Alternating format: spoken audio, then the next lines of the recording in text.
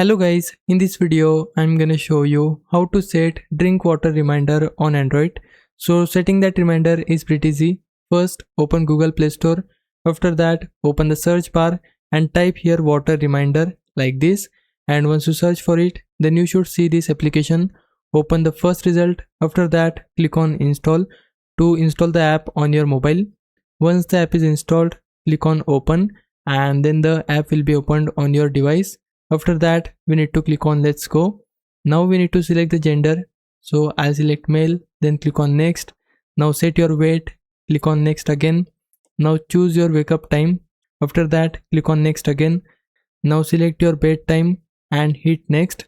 After that it will start generating your hydration plan, and now as you can see this should be my water intake.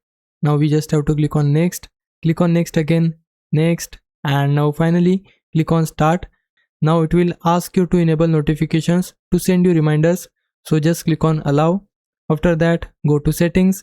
Now enable this toggle to get reminders and alarms. Now go back to the app, and now as you can see this is the next time when I'll be reminded about drinking water, and this should be my next target for drinking.